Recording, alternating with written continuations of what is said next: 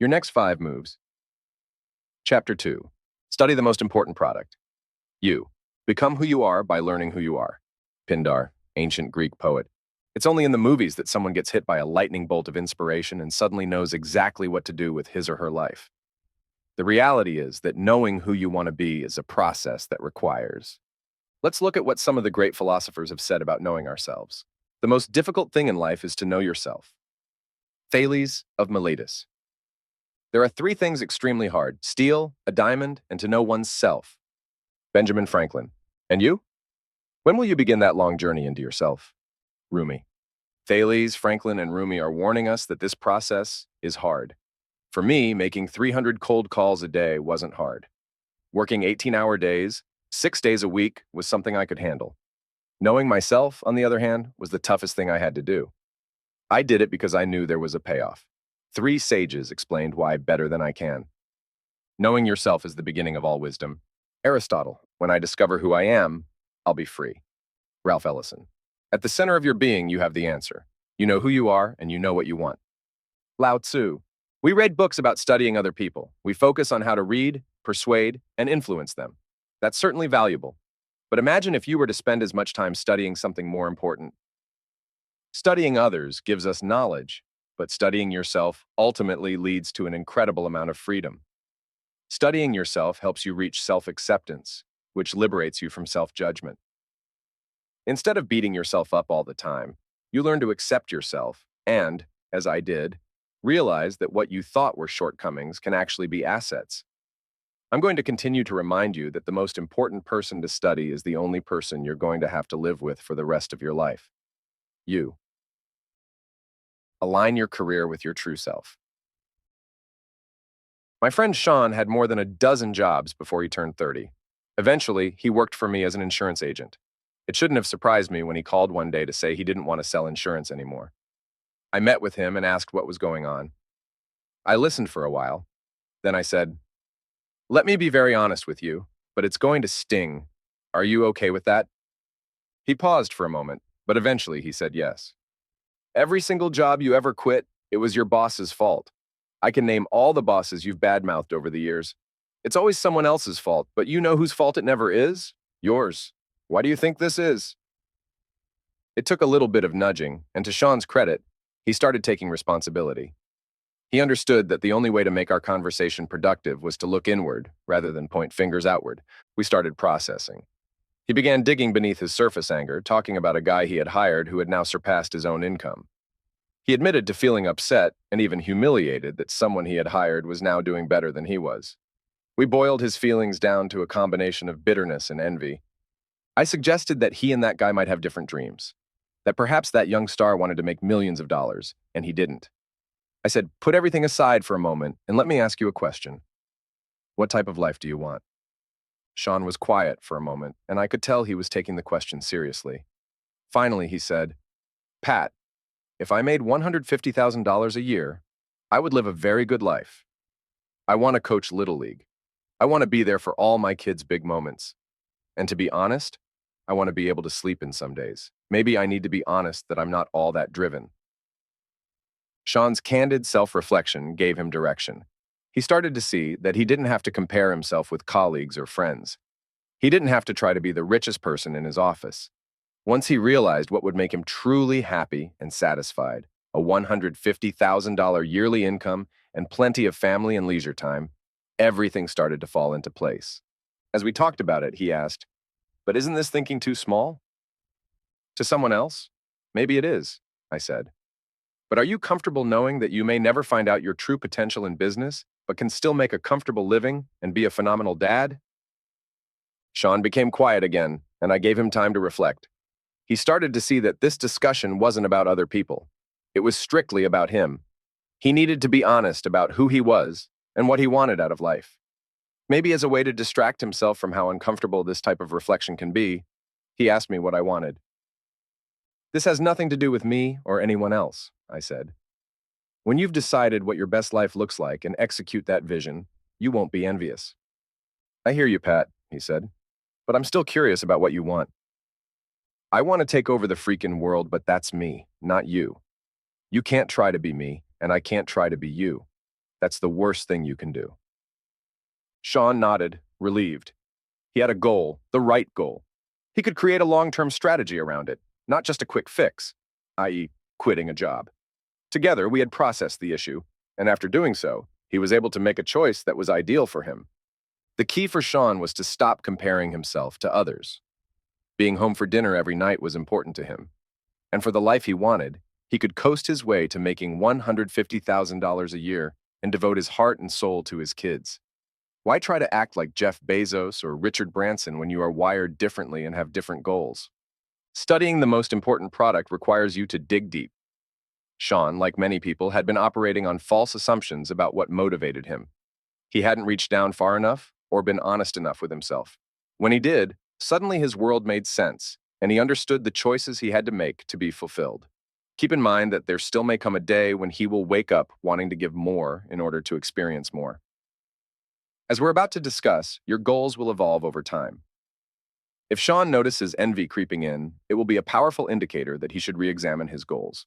In his insightful book, Principles, Life and Ray Dalio said, "I learned that if you work hard and creatively, you can have just about anything you want, but not everything you want."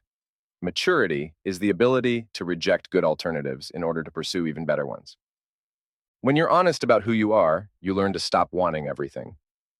Envy is an indicator that alerts you if you're being honest with yourself. If you can look at someone who has things you don't and say, "You know what, I really don't want that," you know you're in a good place. If you say you don't want something but don't mean it, envy will eat away at you. What it's telling you is that you really do want it, but are afraid to work for it. What will give you peace of mind is being honest enough to know who you are and do what it takes to live the life you want. You'll know you are living the best version of yourself when your reaction to the success of others, including those who have things you don't have, is feeling happy for them. Again, if you feel envy, it's an indicator that either you're lying to yourself about what you want or you lack the discipline to accomplish it. I've met many unfulfilled, unhappy people. The most dangerous unhappy people I've met are those who are both extremely ambitious and extremely lazy. What this combination produces is envy, which is a deadly sin that will make your life a living hell. These are people who think big and want to do something big, but they're not willing to put in the work to earn it. They'll cheat. They'll throw you under the bus. They're constantly looking for shortcuts. And if someone else has what they want, it eats away at their very soul. If someone is winning at a higher level than you are, either lower your expectations to match your work ethic or increase your work ethic to exceed your expectations. If you do neither, you'll be miserable. What it all boils down to is that alignment is the key to fulfillment. Keep these things in mind. Your vision must align with who you want to be. Your choices must align with your vision. Your effort must align with the size of your vision. Your behavior must align with your values and principles. Inquiry leads to acceptance, which leads to power. There's only one person you have to spend every second of your life with, not your parents, not your spouse, not your kids, not your best friend. The moment you understand who you will have to spend the rest of your life with and learn to accept it, you'll eliminate self-judgment, which will empower you to make more bold moves. It will minimize overthinking and increase execution. When I read Power versus Force by David R. Hawkins, I was fascinated by his explanation of the different levels of consciousness. Before reading that book, I would have thought that courage would be at the top of the pyramid. Only after doing all of my internal work did it make sense that, as you can see in the chart on the next page, acceptance is even higher than courage. I understand why you may be afraid of self-inquiry. It can hurt to come out of hiding and shine a light on your flaws. All of the hours of introspection I've done have revealed a lot about myself. Some things that were good, some things that were bad, and some things that were terrible. Because I did the hard work of examining myself, I started to accept myself. I also learned that it was okay to be vulnerable and to share who I was. In doing so, my friend Byron Udell, who runs a good-sized company out of Chicago, recommended the book The Hypomanic Edge: The Link Between a Little Craziness and a Lot of Success in America by John D. Gartner. That book helped me see that I wasn't alone in my hypomania. I accepted my madness and started using it as an advantage instead of as a crutch. It also made me realize that I was wired to do big things, and my personality would be an asset in building a company. Eventually, I learned to start accepting myself, flaws, and all. 4 areas that drive you. When I was selling gym memberships at Bally Total Fitness, I worked with a guy named Stuart. Like me, Stuart left to sell insurance. Around the same time, we both started our own insurance agencies. We were having lunch one day, discussing our goals, and Stuart said, "Our vision is to be one of the largest insurance agencies in the entire state of California. If I work hard for a few years, the money will be rolling in, and I'll be on easy street." I said to Stuart, "We're going to have 500,000 licensed agents. We'll be the biggest agency in America." He looked at me as if I were delusional. I looked at him in confusion, wondering how anyone could think so small when the market potential was so big. I was chasing history books. He was chasing a simpler life.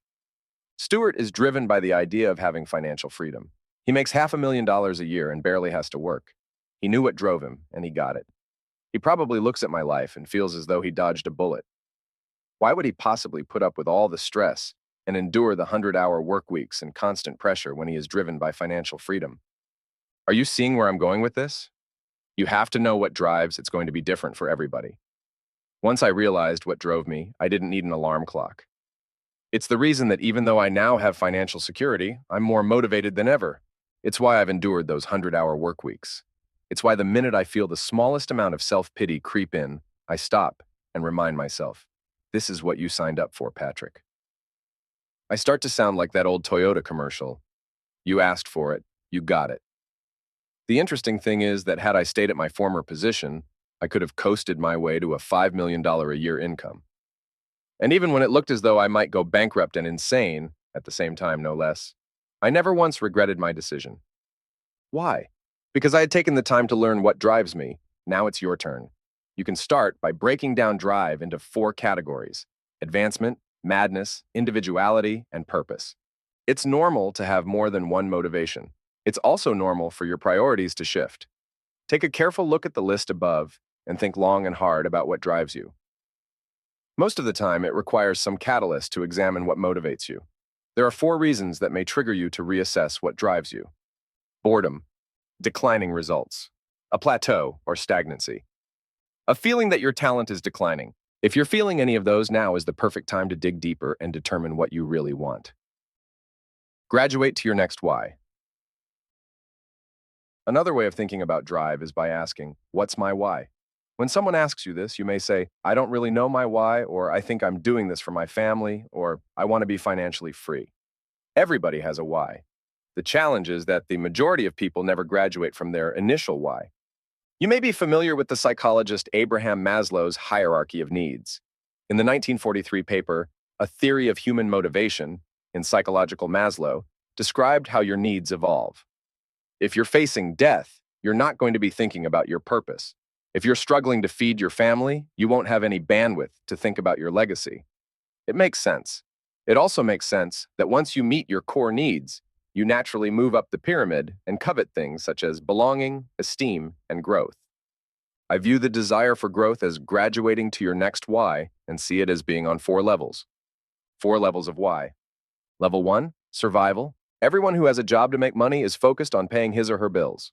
Some people stop here. Level 2, status. You'll hear people say things such as, I want to make 7 figures. Why? Status. They may want to have a nice car or house or send their kids to a prestigious school. They want to be able to talk about having this or that. This is all about keeping up with the Joneses. Status is still lightweight, but it's higher than survival. When most people reach this level, they slow down and settle. Level 3, freedom. Some people may say, you know what? I'm so sick and tired of 6 figures. I want to be free. I want to make the kind of money that gives me breathing room, where I don't have to be in the office every day. They may want to live in a community where their kids can play outside without their having to worry about them. Or they may want to be a digital nomad so they can surf in the summer and ski in the winter. Freedom as a why is somewhat selfish. There's nothing wrong with wanting freedom, but it may feel empty once you've attained it. If that's the case for you and your feeling of contentment turns to frustration, you now have the luxury of going deeper and focusing on aspects of life that will provide you with a true sense of fulfillment. Level 4, purpose. Defining your purpose is asking the questions, how do I want to be remembered?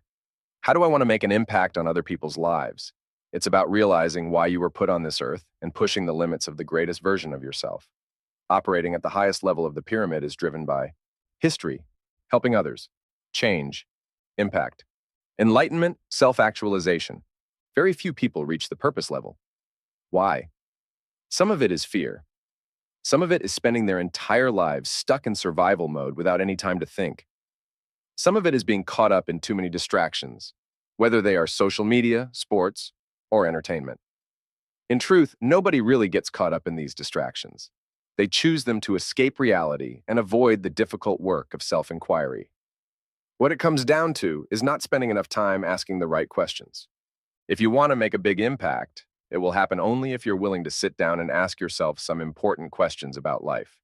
Unfortunately, so many times people are just going, and they die never having asked themselves the questions that matter most. My challenge to you is, no matter what level you're at now, get clear on your purpose. Personal identity audit. Of all the tools I offer you in this book, the personal identity audit may be the most important. We tend to overuse the expression, "This will change your life." In this case, I'm speaking from experience when I say that conducting a personal identity audit, a series of questions that lead to self-discovery, changed my life radically and exponentially. All the disruptors, founders, leaders, and athletes you admire didn't get there by luck. There was a moment, or many moments, when they were brutally honest with themselves. It's a private time when they face their vices, their fears, and their limiting beliefs that have been stored in their hearts and minds and have been holding them back. This usually happens after adversity strikes. The reality is that very few people are willing to take a time out in life to experience a breakthrough. Life is going faster today than ever before. Think about how many different apps we have to check on our smartphones that we didn't worry about 10 years ago. How often do we check Instagram, Facebook, Twitter, YouTube, email, LinkedIn, and news apps? The list of all the things we check outside our own selves goes on and on. In August 2003, a wise friend of mine could sense that I was struggling. At age 24, I had begun to show signs of talent and perseverance. I could sell, and I was hungry for knowledge. I was also angry and confused. Rather than lecturing me or sending me to a shrink, that wise friend gave me a list of 83 questions. His only instructions were, go somewhere quiet, keep asking questions, and don't leave until you find some answers. I did exactly as he said. I would sit alone on a beach for 7 or 8 hours and answer these questions. I was so emotional. It was intense. I had moments of frustration and disappointment. I kept asking myself, why are so many people experiencing success and not me? By being alone, I could actually see what was going on and start to notice trends and patterns. Ultimately, I felt a sense of relief because I realized that all the problems and the answers resided within me.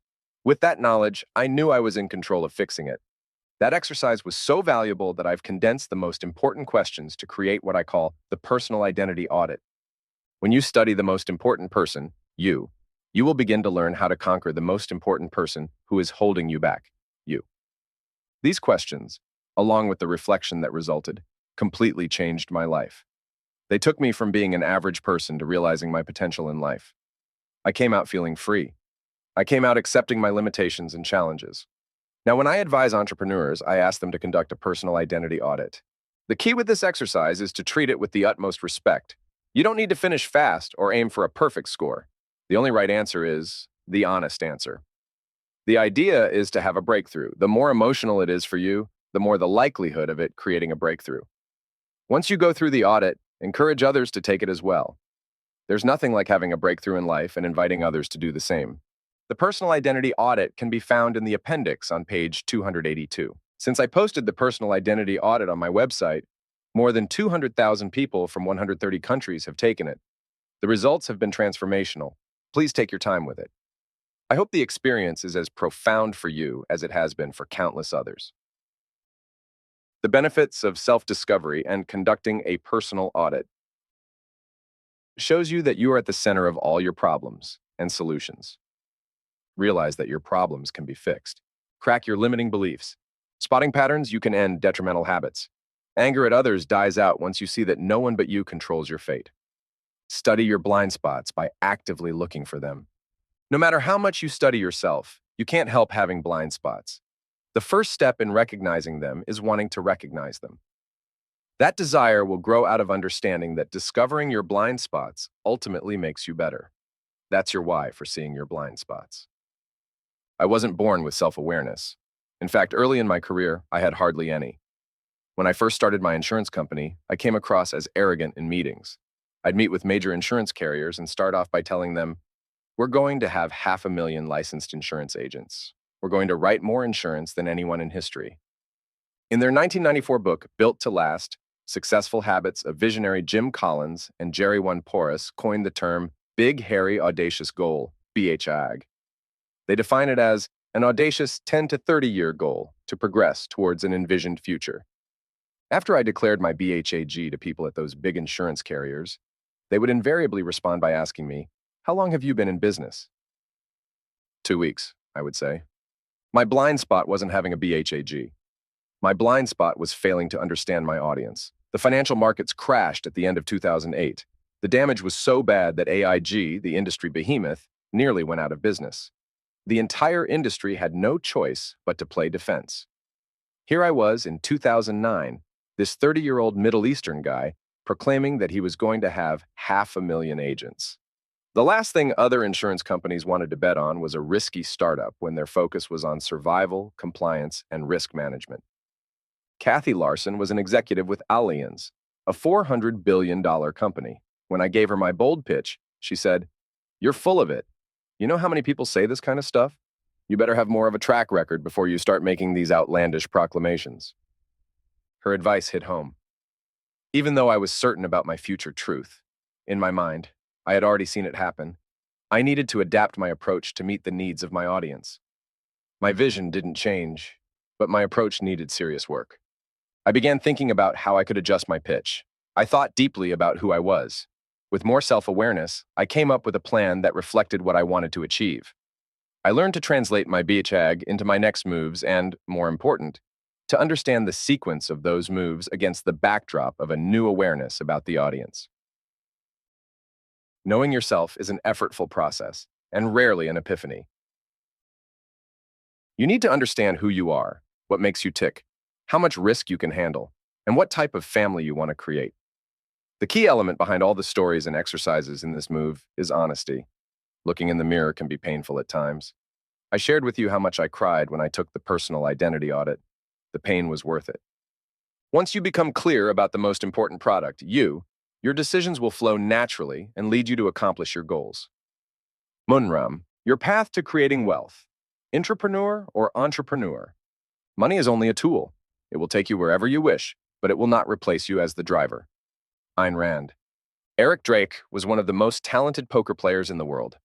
Over a span of 36 years, from 1973 to 2009, he finished second in World Series of Poker stud events 3 times. Many regarded Drake as the 7th best poker player in the world. The running joke was that he only played against the best 6. Despite his talent, he was often broke. Let him be your example of how not to choose a business. You want to choose a path that puts the odds of winning in your favor. In poker, it's called game selection. What determines if you win in any game or business isn't how good you are. It's how good you are relative to your. That's why it's so important to know your own strengths and weaknesses and find a market in which you have an inherent advantage. The first 2 chapters of this book were about self-awareness. Now that you've defined who you want to be and studied the most important product, it's time to get more specific about selecting a career that aligns with your vision. I don't think everyone wants to build the next Apple. I don't think everyone wants to be the next Elon Musk. I don't think everyone wants to have a life working 80 to 100 hours a week for 20+ years to build a massive empire.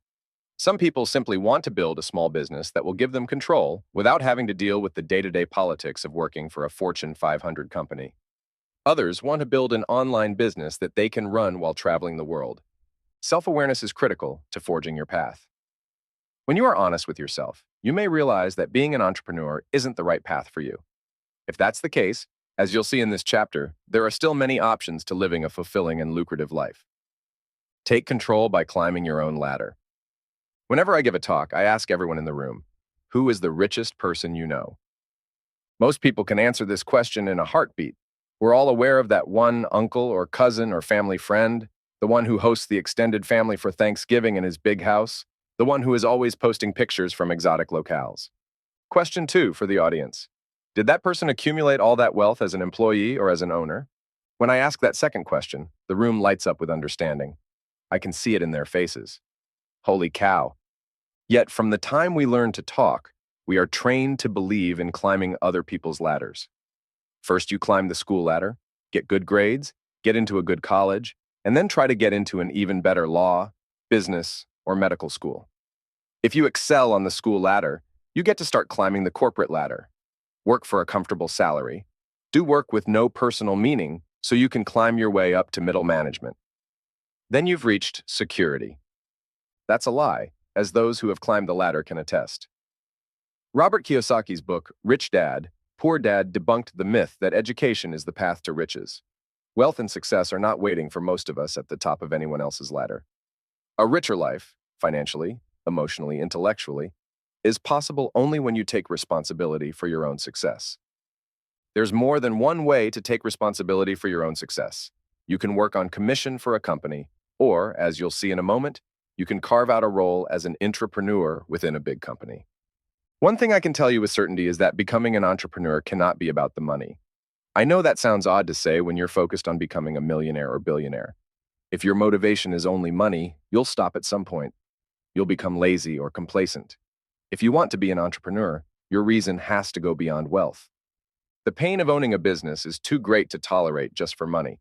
By no means am I saying that vanity isn't an important motivator for many people. Recognition, power, fame, prestige, and respect, proving your haters wrong, often play a big role in choosing this path. But the ones who keep fighting are driven by something much bigger than just money. As we just discussed, there are many ways to accumulate wealth and live a fulfilling life. Entrepreneurship may have the biggest financial upside, but it also has the most casualties. I'm showing you different viewpoints and highlighting different people's paths in order to provide more insight into you. 59.1 billion reasons to be an entrepreneur. I received a message on LinkedIn from an IBM executive who wrote, "Pat, I've been at IBM for a while and I've been following your content for a few years. I make good money, but I really want to be an entrepreneur. However, I have a wife and 3 kids, and I'm kind of worried about them. What should I do?" We emailed back and forth for a while, and I asked him questions about who he wanted to be. He began to see that entrepreneurship looked like the ideal choice for him. This is when you're part of a company and create a new business unit, lead a new initiative, or work out incentives that reward you for driving growth and innovation. In some cases, it might just mean being so indispensable that a company has to pay you equity to retain you. The average term of both a CFO and CTO is less than 3 years. They typically stick around long enough to vest their equity. However, some do end up sticking around longer with the company due to new opportunities. Not only do they earn a solid salary, but they have a major upside. You could say it's having your cake and eating it too. As of March 2020, $59.1 billion was the net worth of the richest entrepreneur in the world, Steve Ballmer. In 1980, Ballmer dropped out of an MBA program at Stanford to become employee number 30 at Microsoft. After 20 years of thinking and acting like an entrepreneur, he became CEO in 2000 and remained so until 2013. Through stock and bonuses, he amassed a fortune. When the NBA's Los Angeles Clippers came up for sale in 2014, he easily outbid the other suitors. His success as an entrepreneur made the $2 billion price tag seem minuscule. We all remember that Steve Jobs founded Apple in 1976, but some people forget that he was ousted in 1985. It was only after founding Next and Pixar Animation Studios that he returned to Apple in 1997 as CEO. He negotiated a deal for the company to give him 5.5 million shares, which of course were eventually worth billions of dollars. What's the moral of the story? That even Jobs became an entrepreneur. What are the qualities of entrepreneurs? And how can you identify a company that attracts and breeds them? Let's start by answering the first question. 5 qualities of a successful entrepreneur. Entrepreneur thinks like an entrepreneur. Entrepreneur works like an entrepreneur. Entrepreneur possesses the urgency of an entrepreneur. Entrepreneur innovates like an entrepreneur. Entrepreneur protects the brand and the money like an entrepreneur. This list highlights the fact that entrepreneurs don't act or think like regular employees. They act and think like owners. They're not working for a paycheck. They're working to build something that gives them pride and fulfillment. In doing so, they want recognition, autonomy, resources, and ownership. One way entrepreneurs and entrepreneurs differ is that the former is typically deferential to authority, while the latter is defiant. Entrepreneurs have the respect to say, "Look, I think like you, I work like you, I'm the same as you, but you put up the money. You ignited the vision and you took all the risk. Entrepreneurs work within the system, but find ways to improve themselves while also improving the company. If you don't have that degree of respect for the founder or the current CEO, you are not in the right place to build a business within a business. How companies breed entrepreneurs. Google hires creative people, and to leverage their skills, it created a policy to foster entrepreneurship. In their IPO letter, its founders, Larry Page and Sergey Brin, described their 20% idea. We encourage our employees, in addition to their regular projects, to spend 20% of their time working on what they think will most benefit Google. This empowers them to be more creative and innovative. Many of our significant advances have happened in this manner. Products created during this 20% time include Google News, Gmail, and AdSense. Companies that attract and breed entrepreneurs do so by communicating in a way that appeals to innovators and stars who might be more comfortable working in a corporate environment.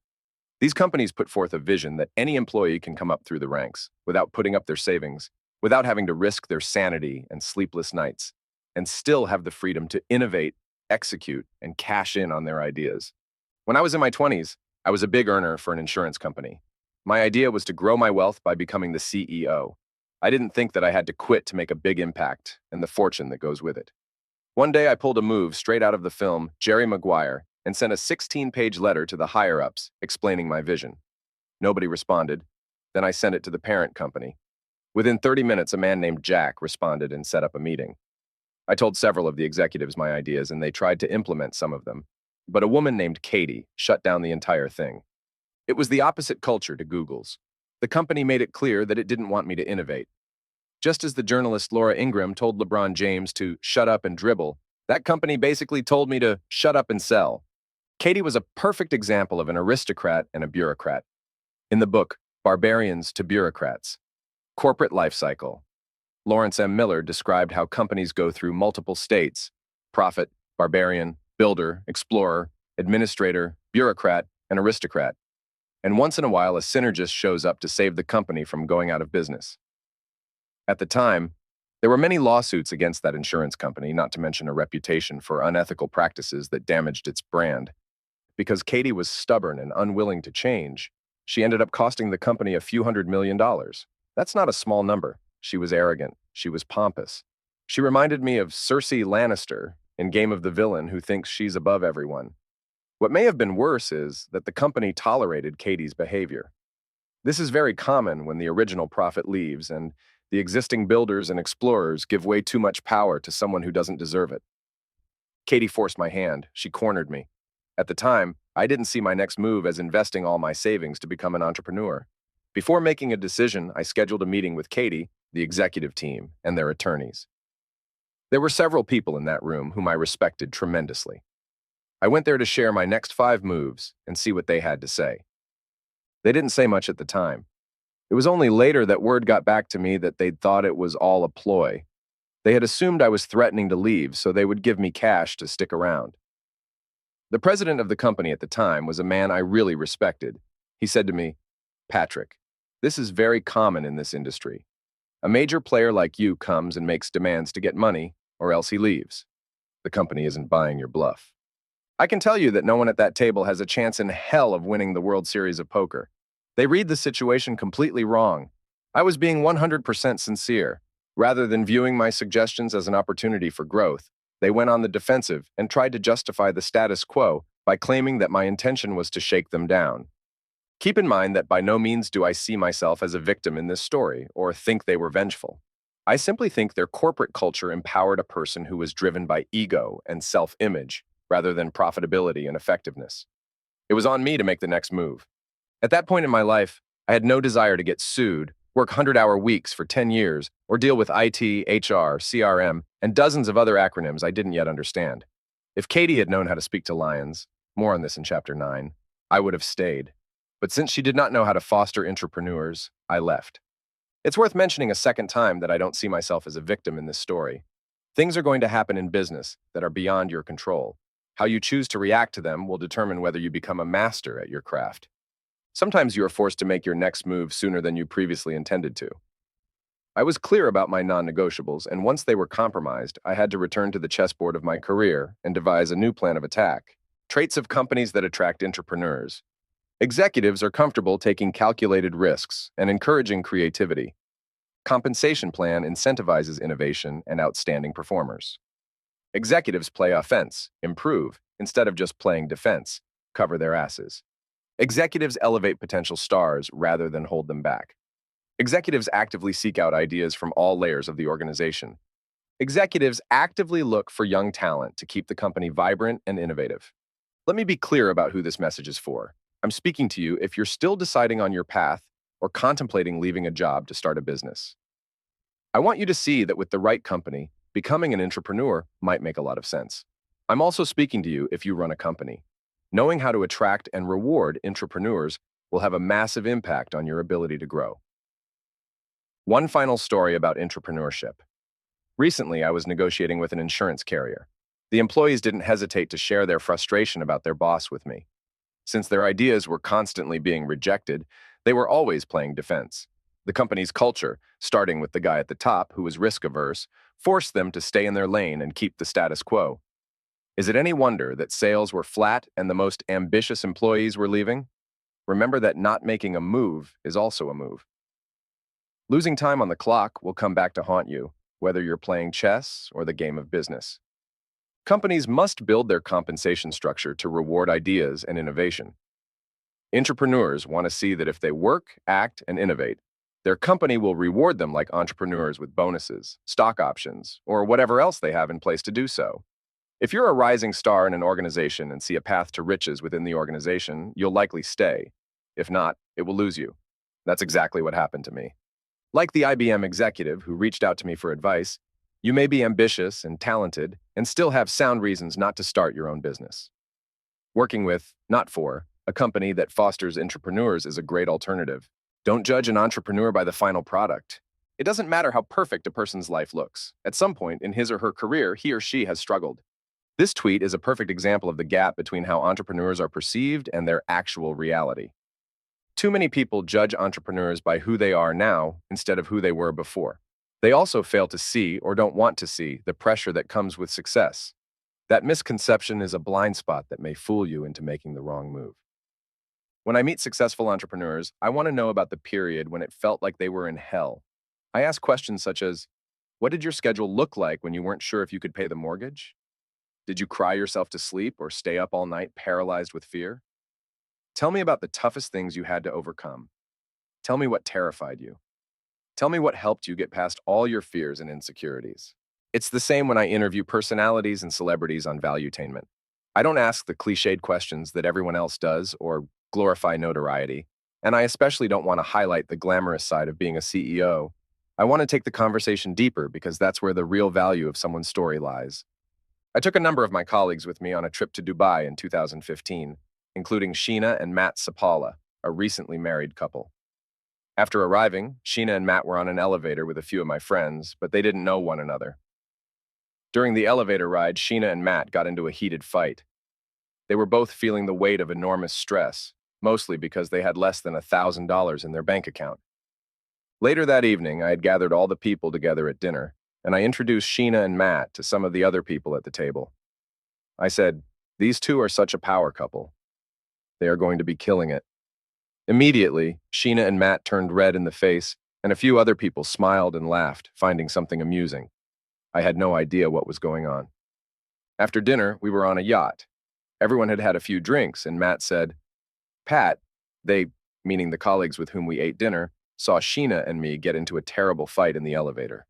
They both felt awkward, but as we talked, the conversation turned to marriage, and they started asking me about mine. "Let me tell you something," I said. "My wife and I have awful fights. We had one last week. If you were to eavesdrop, you would think we were 10 seconds away from filing for divorce, but then we resolve the issue and move on. Things get heated because we're dealing with a lot of stuff. We have two young kids. In 2015, my youngest child hadn't been born yet. We have our own families of origin and all the baggage that comes with it. We're running a business. We're trying to exercise and stay in shape. And I could keep going with a list of issues and challenges that would make your head spin. My wife and I may look as though we have the perfect marriage in which we're always sweet and loving with each other, but the stress of work and life makes perfection impossible. Ask any couple who has been married for 20 or 30 years if there was ever a moment when they considered calling it quits. I'd bet the vast majority will say yes. What's interesting about this story is that Sheena and Matt had just joined the company in 2015. 4 years later, together, they were earning more than $1.5 million a year. Everyone sees their success. Few witnessed what they had to endure to get there. Rather than judging an entrepreneur by the final product, look at the product in development. Accept the reality of all the adversity involved, and be honest with yourself about how hard it's going to be. If this sounds frightening, mission accomplished. I'm here to tell it like it is. And once again, you may realize that entrepreneurship may not be for you, just as others are feeling more strongly than ever that it's the path they must take. Find your blue ocean. I'm not going to get into the nuts and bolts of starting any specific kind of business. There are many books and online resources that will tell you how to open a franchise restaurant or develop an app. Instead, I want you to think more broadly about finding a game you can beat. Blue Ocean Strategy: How to Create Uncontested Market Space and Make the Competition Irrelevant by W. Chan Kim and René Mauborgne, professors at INSEAD in Fontainebleau, France, was published in 2004. This book was the key resource that led me to find a game in which I could win. The premise of the book is that rather than competing in games where you're an underdog, find unexplored new markets in which you can win, and ultimately make the competition irrelevant. In the late 1950s, when the Hallowed Company saw that it couldn't compete with bigger competitors, it changed its focus to an area where they saw a blue ocean: photocopy machines. It even changed its name to Hallowed Xerox in 1958. On September 16, 1959, the Xerox 914 was advertised on TV. The product became so successful that the company changed its name again in 1961 to Xerox Corporation. Businesses need a unique selling proposition. Part of finding a market in which you can win is knowing who you are. Process the competitive landscape. Is this a place where you believe you can do well, given who your competition is? Do you possess the necessary resources to compete? Do you need to acquire specific resources before you can compete? In the past, I competed against government-backed companies, and I was always at a disadvantage. To win at that game, you need to be a government insider. And as I learned the hard way, if you're not on the inside, you're on the outside. Because those companies possessed clout and other resources that I lacked, I could work hard and still lose. Have you educated yourself about the competition? Is there some additional benefit your competitor has that you can't beat no matter what you do? If so, you're in the wrong niche. Don't complain that the game is rigged. Instead, find a game in which you have a differential advantage. In Blue Ocean, the authors warned against trying to beat competitors at their strengths. They insist that it's a losing position and offer a ton of evidence to support their claim. They believe instead in focusing on blue ocean marketing, going into areas that are relatively fresh and open to superior growth. Let's go back to the year 2007. Barack Obama, a newly elected senator, was using social media to build his platform and become the hot presidential candidate. Meanwhile, on December 17, 2007, Ron Paul, at age 72, raised $6.2 million, 55,000 donations, more than 24,000 new donors, online in one day. The old establishment brushed it off. How could they make sense of it when they didn't use social media? I was 29 years old, and I didn't have an Ivy League Rolodex, much less a college degree.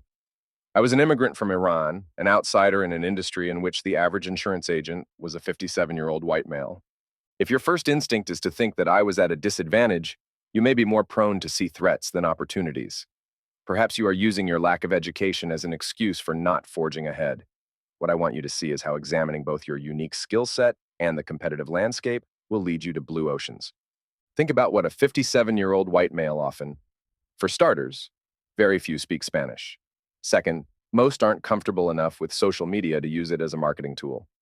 And last but not least, baby boomers often struggle to understand how millennials view the world today, which makes it tough for them to relate.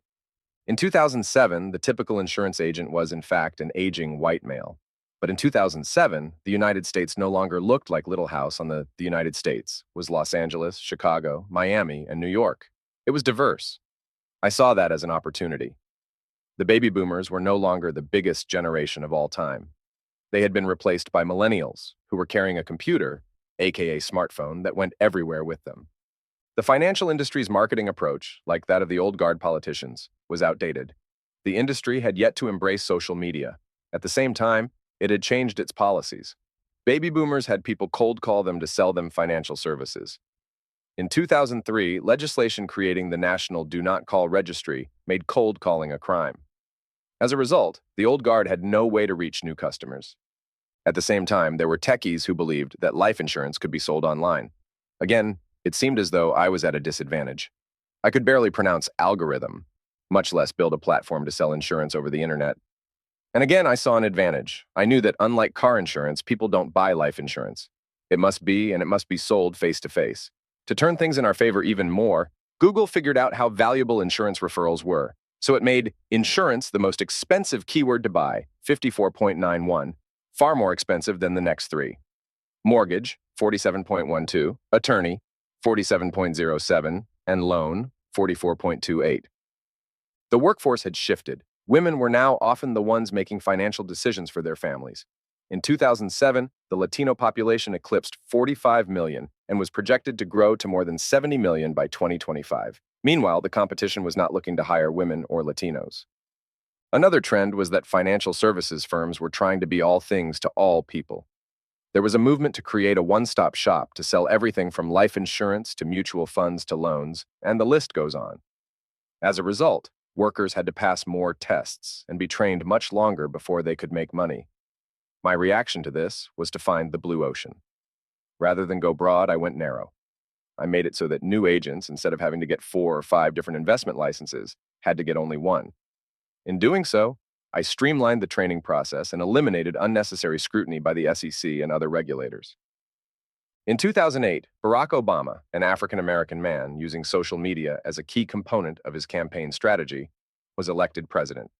He beat the establishment candidates Hillary Clinton in the primary and John McCain in the general election. Meanwhile, it was business as usual for the old guard insurance industry. As a result, I found my blue ocean. This gave me confidence that the strategy of focusing on women and minorities, coupled with a strong social media presence, could give us an edge. Following the example I just shared, I want you to focus on using your unique talent to find your niche in the business you are pursuing. When you compete against people whose knowledge and skills are inferior to yours, you're likely to win. No business is risk-free, but you can decrease the risk by choosing a game in which the odds are in your favor. It's great to have bravado and believe you can beat whatever competitors are in your industry, but it's foolish to believe you can win at somebody else's game. Move 1. Master knowing yourself. Who do you want to be? It's solitude, talking to a mentor, or using the questions we discussed in Chapter 1. Set aside time to get clear on who you want to be. It will help if you tap into your pain. Create a visual that is in your face constantly to remind you of your future truth. Study the most important product, you. Wait for a crisis to look for clues about the most important person, you. Make the time now to inspect yourself. Become at ease with asking yourself tough questions and become clear about what drives you. The personal identity audit is the perfect place to start. Your path to creating wealth. Intrapreneur or entrepreneur. The path that allows you to use your unique talents with the best odds for the highest possible return and that also fires you up. Whether you want to be an entrepreneur or intrapreneur or hold some other position, be strategic about how you're going to build your wealth. Identify the competitive edge that will differentiate you and allow you to find your blue ocean. Move 2. Master the ability to reason. Non-Kavtu, the incredible power of processing issues. You have control over your mind, not outside events. Realize this and you will find strength. Roman Emperor Marcus Aurelius Meditations. Every day, all day long, we are faced with issues. Your best customer threatens to walk away if you don't lower your price. Your star employee says she's leaving if you don't give her equity. A pandemic causes the market to crash 30% in a single month. A bigger competitor is bullying you and trying to put you out of business. Your kid gets into a fight at school. The issues never stop. You constantly hear people talk about the keys to success. It may be the most common question of amateur podcasters, probably because it's safe and simple. You'll hear answers ranging from marry the right person to focus on health, work hard, have faith, and a host of other things. You're going to have moments when you feel as though the world is coming to an end. An amateur panics, but a grand master doesn't. Before he does anything, he must first process what's happening. He has to do so while staying on an even keel. This is why Stoicism is both so important and so challenging, and why Marcus Aurelius and Seneca are sages who have stood the test of time. Emotion can get the best of all of us and cloud our judgment. Sadly, I've learned this lesson the hard way too many times. It's why my answer about the key to success for people at all levels of business is know how to process issues. Life is always happening. The way you respond is based on how you process issues. Most entrepreneurs don't fail because of a flawed business model or an investor who backs out. They fail because they refuse to abandon their preconceived notions about work and life. They refuse to solve and learn from any and all kinds of problems as they arise. Some people say that common sense can't be taught. I can tell you that it can be taught and it can be learned. Because once you learn how to become a more strategic thinker, making important decisions is going to seem like second nature to you. Not long ago, I was a high-strung CEO with a horrible temper. In 2013, I had a panic attack that sent me to the hospital and recurred every day for 18 months. The main cause of the panic attacks was indecision. What kept me up at night and made my heart beat faster wasn't my workload, which I could handle. The problem was that I could never stop thinking about issues. I would replay every decision and every conversation over and over in my mind. It was eating me alive and damaging both my business and personal life. I had no peace of mind because I was so worried that I would make a wrong decision. I know what it's like to work 18-hour days and still feel as though you're spinning your wheels. Like most of us, I spent my early career chasing certainty and treating every issue as though it were black or white, as though there were one right solution to every problem. If only I could figure out what that was. It was as unproductive as it was exhausting. And if I could learn how to process issues, you can too. I'm going to show you how to solve any problem calmly and effectively, no matter what the stakes.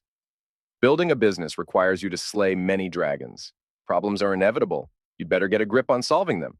To do so, you must be processing issues constantly. Is the ability to make effective decisions based on access to information at hand with the highest odds in your favor. Is about subjecting every difficult choice, problem, or opportunity you face to a rigorous mental analysis. Is playing out strategies, seeing the hidden consequences, and sequencing a series of moves to permanently solve problems. The most important trait to process, effectively, taking responsibility. Great processors use the word I and see their role in whatever problem has occurred.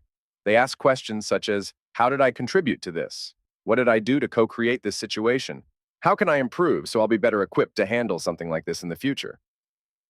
Poor processors play the victim and blame others and external events, rather than seeing how they contributed to the problem. You know you're witnessing a poor processor when you don't hear the word I. You'll hear him or her say things such as, all millennials are lazy. These kids have no work ethic. They are causing my business to suffer. Expert processors replace the word they, or you, or it, with the word I. When dealing with the same issue, the expert processor will say, I'm doing a poor job managing millennials. I need to see what my blind spots are. I need to learn how to better understand them so I know what motivates them. Or I need to hire a different demographic. No matter what, it's on me to solve this problem. What differentiates mediocre people from exceptional ones is how deeply they process. Most people are surface-level processors, but the best of the best go much deeper. Long-term thinking versus short-term thinking is the difference between a grandmaster and an amateur. Surface-level processors are looking for a quick fix. They are thinking only one move ahead, and their goal is to make the issue disappear for now. Deep-level processors look beneath the surface for causes. They are thinking several moves ahead and planning a sequence of moves to make sure the issue doesn't happen again. It's important that you see how most people process issues. Blame and escape are the most common responses, and they may be your initial reaction too. I get it. We're all human. Reference this list to see which choice you are making. 3 approaches to dealing with an issue. Someone 2. It's much easier to externalize the problem than deal with it. If you can't identify one person, email all your contacts, telling them to go to hell, followed by a row of middle finger emojis. A safe space to which to find a distraction. Check Instagram. Turn on the news, ESPN or TMZ. Pretend you can multitask by clearing out your inbox. Better yet, call it a day and go home to your warm bed. A way to process by take a deep breath and remind yourself that these are the moments that separate winners from losers. The great ones own their role. My bad. These are 2 simple words that all the great ones use constantly. Winners also use phrases such as, this mistake is on me, and we have no one to blame but ourselves. What do victims do? Blame the software, blame the market, blame their teammates, blame their customers, blame their managers. They point the finger at everyone but themselves. As a result, they keep making the same mistakes and keep losing. I bet you know some of these people. They're the ones who tell you that it's always somebody else's fault. It's a constant victim story. and a bottomless sea of complaints. Blaming others distracts them from seeing themselves as the common factor in all their interactions. The author and relationship coach Mark Manson said, "I always tell men, if every girl you date is unstable and crazy, that's a reflection of your emotional maturity level. It's a reflection of your confidence or lack of confidence. It's a reflection of your neediness." Contrast victims to winners. They are easy to spot. They're the ones who take ownership of issues.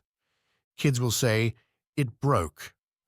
Mature, accountable adults say, "I broke it." Joe Rogan is a perfect example of a leader who holds himself accountable.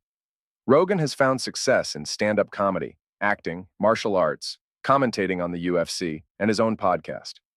In my view, the key to his success is his ability to process issues and accept responsibility. He doesn't hold back his opinions and thoughts. He simply talks through how his mind operates, and in doing so, gives us a glimpse into how he processes issues.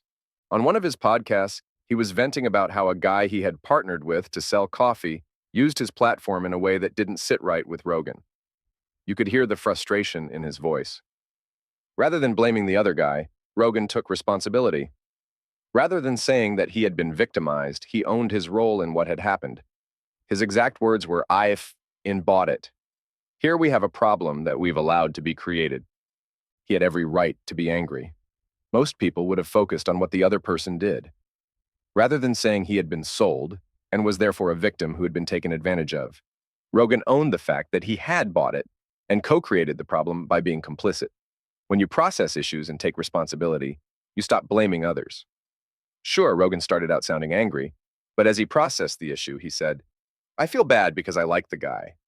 I don't even think it's intentional." In other words, it didn't take him long to realize that the root of his frustration was his own actions. A pro who has been processing issues for decades understands that nobody does anything to him without his allowing it. Rather than becoming bitter, achievers use adversity as a lever to get better. In this case, Rogan directed his frustration to avoid making the same mistake again. When most people would be blasting someone else on social media or threatening a lawsuit, Rogan was educating himself. He said, "I've read more about coffee over the last 3 weeks than I've ever wanted to read or thought I would ever have to." Processing steps to take when someone ticks you off. Responsibility for your role in what happened, specifically what you did to create the problem. Your frustration into getting better and preventing future problems. That's winning processing in action. That's an effective approach by a person who has created a habit of tackling issues and using them for learning and growth.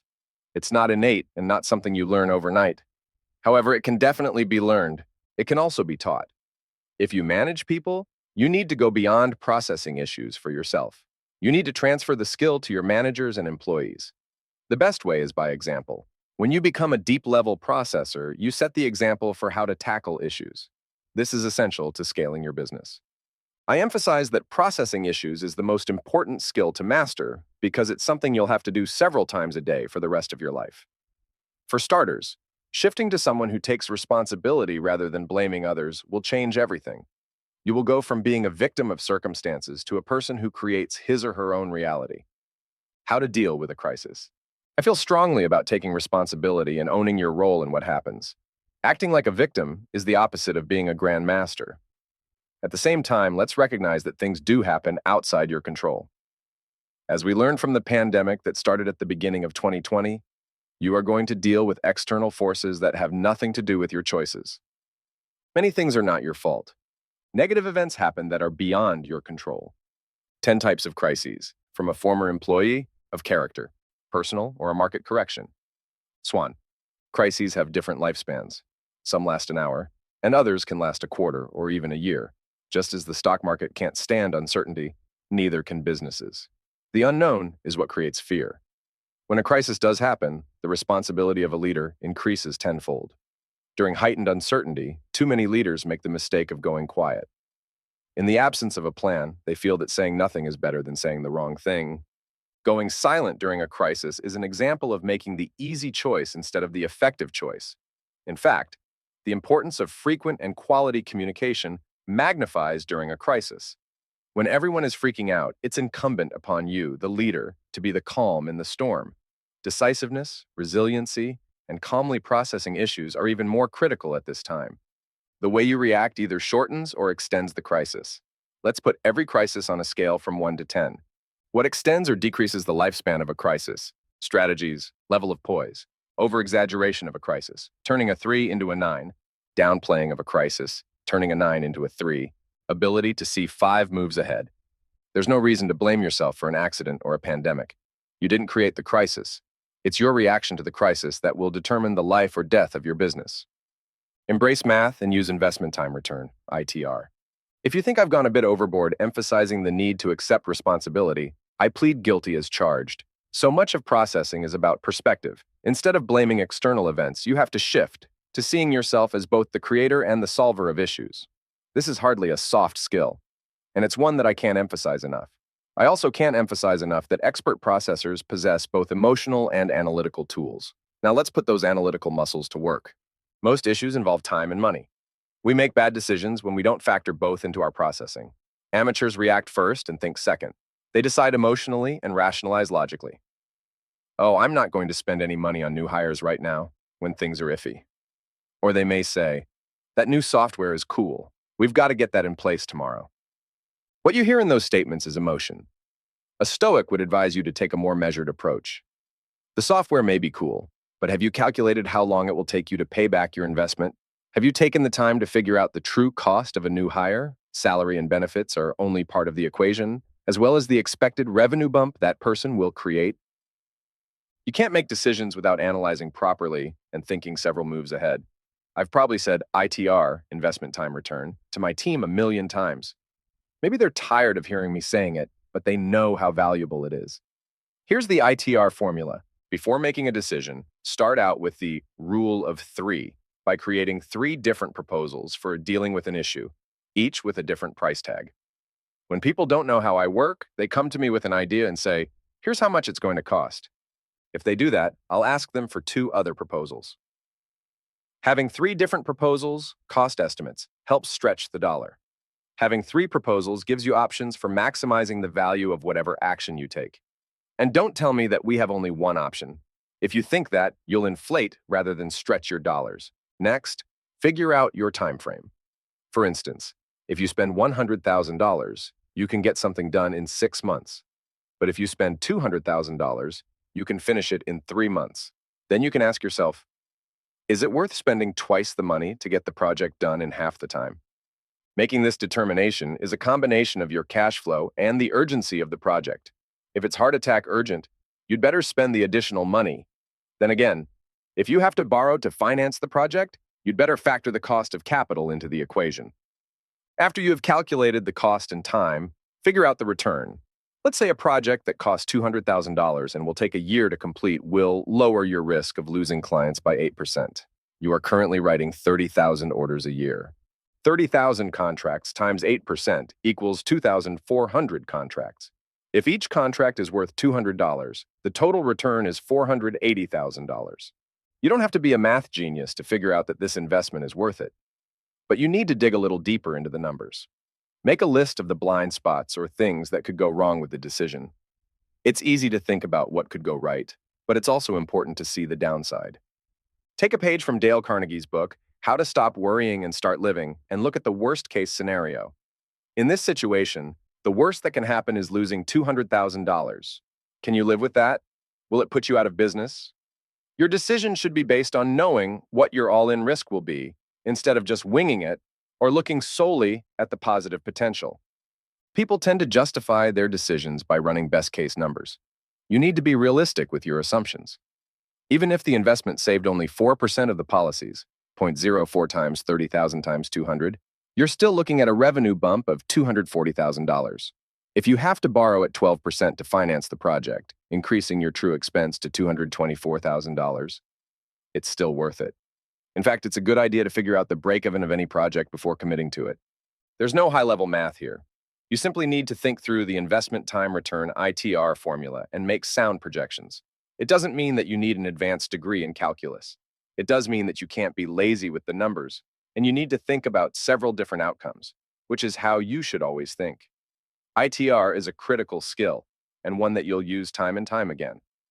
Great processors rarely repeat their mistakes. Years ago, I had a chance to invest in an apparel company. I like fashion, and I was impressed by both the product and personality of the owner, Ray. Plus, I thought I saw an opportunity when Ray was willing to sell 60% of his company for only 100 grand. My business was on fire at the time. I was patting myself on the back for being liquid enough to buy a big equity stake in that business. Why should I bother doing research when Ray was such a sincere and talented guy? Right after the deal closed, I became a lot more popular. In fact, my phone didn't stop ringing. As soon as word got out to Ray's creditors that he had an investor with deep pockets, they lined up to get their money back. I fought back. I got stubborn. I ended up wasting far too many hours that took away from my actual business, to fight those people. I blamed the creditors. I blamed Ray. I blamed everybody not named Patrick. And I kept digging a deeper hole for myself. There's a wise expression that makes perfect sense. When you're in a hole, stop digging. The problem is that when you're in that hole, you're often too angry and too emotional to do anything but fight for your life. Those are the moments when it's important to have smart people around you who aren't afraid to pull you out of the hole. Thankfully, with nudging from my inner circle, I finally relented and threw in the towel on the founder, accepting the loss and getting back to work on my primary business. I was more upset about my decision-making process than about the money itself. I went against my own non-negotiables, investing in an industry I knew nothing about, looking past the personal issues of a charismatic founder, trying to generalize instead of specialize, and it ended up costing me. My gut told me from the beginning that I shouldn't get involved, but I failed to think more than one move ahead.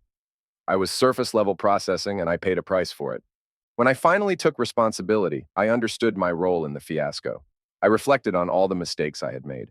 I had not done proper research or performed due diligence. I had invested in an industry outside my sphere of competency. I had been both cocky and greedy. I'd failed to remember the simple wisdom. If it seems too good to be true, it probably is. Once I owned my mistakes, I was left with a closet full of clothes to remind me of a $100,000 mistake, not including all the time I'd wasted. If you're going to lose, don't lose the lesson. Again, you're going to use experiences to become either bitter or better. To get better, you must reflect on your mistakes. I was reminded of how Magnus Carlsen, after a loss, would analyze every decision he had made to see exactly where and how things had gone wrong. Every master, both in chess and in business, learns more from studying the moves that led to defeat than the ones that led to victory. The 8 traits of a great processor. The people I know who are expert processors have very different personalities and business strategies, but they share the following 8 traits. Ask lots of questions. Having more data leads to making better assumptions. What caused this? How can we solve it? How can we prevent it from happening again? Don't care about being right or wrong. They're interested only in the truth. Great processors want to handle the situation and move on. If someone else has a better idea, great. Ego doesn't become an obstacle to making the right decision. Don't make excuses. Wasting time and effort on why things went wrong isn't their style. Like to be challenged. Their priority is handling a situation quickly and effectively, and if other people have a solution, even if it differs from their own, they want to hear it. They relish people who cause them to consider alternatives or defend their position. Curious. You can't solve problems without knowledge. Processors are always learning more about their business and how it works. They love critical details as much as big ideas. Prevent more problems than they solve. People who are really good at processing issues are also really good at spotting yellow flags before they turn red. Make great negotiators. Curious problem solvers use logic to find a win for all parties involved. More interested in permanently solving a problem than putting a band-aid on it. Expert processors look forward to confronting issues. They treat them like a game. It's not a coincidence that great processors who possess these qualities become leaders. As they build a track record of processing issues logically and efficiently and meet people's needs, they earn the trust of everyone who works with them. Expert processors don't fear issues. They welcome them and treat them like a game. If your top sales producer threatens to leave, you start by taking responsibility. This leads you to own the fact that your compensation plan stinks and you have no strategy for retention. Plus, your sales training isn't the best, and you need to find ways to improve it. Rather than panicking, you embrace the situation. You say to yourself, not only do we get to figure out how to retain him, we will also develop a strategy to build the most loyal sales force in the business. This doesn't mean that you should linger in your realization of a weakness. Instead, it calls for processing it and planning your next moves. Your mindset is everything. When you start viewing a crisis as an opportunity, you are winning the game. I've mentored some great young entrepreneurs during my career, and I've had the privilege of watching them become phenomenal at processing issues. I've seen that skill set elevate them above their peers time and again. It's why I put processing at the top of my list for aspiring entrepreneurs, as well as for my own kids. Once a month, get together in a room with your leadership team, or simply a group of 3 to 5 trusted, open-minded peers, and spend an hour focused on the next big problem to solve. What I do in these meetings is bring up issues and let the team have a collaborative debate on the topic. The stronger the debate, the closer we get to the best decision. Listen instead of argue. Remain curious. This is the key to entrepreneurial success. Make processing best practices part of your company culture, and this ability will seep into the heads of your people, who will get better and better at using it. It will improve the bottom line, sure, but it will also produce better leaders and better human beings. All the world's problems are issues to be processed, and though you may not be in a position to solve world hunger, you can solve issues in the world in which you live and work. Most of us don't process issues naturally. It's like marriage. Think about the couples you know who have deeper issues that they're unwilling to address. They avoid certain subjects, problems with sex, in-laws, religion, until they blow up the marriage. Perhaps they manage to stay together for a while, often doing so for the sake of the kids. They're not happy. They may live together, but they are psychologically apart. And when they get older, they can't stand it anymore and get divorced. They've wasted so many years being angry because they never address their issues. When you refuse to process issues, you live a lie and pay the consequences. Don't waste your time, personally or professionally. If you can learn how to face reality and make decisions based on your own compass, you can succeed in business. The hype you read on the internet would have you believe that some are born with the bug, a natural appetite for risk that leads directly to success. The truth is, a lot more basic. Over a lifetime, success in business, whether as an entrepreneur, as an intrapreneur, or in any career choice, requires a particular mindset, an aggressive and unyielding approach to solving problems. The best strategy is to hone your ability to process issues. Thank you for listening. Stay tuned for Chapter 3, and don't forget to like and subscribe for more content.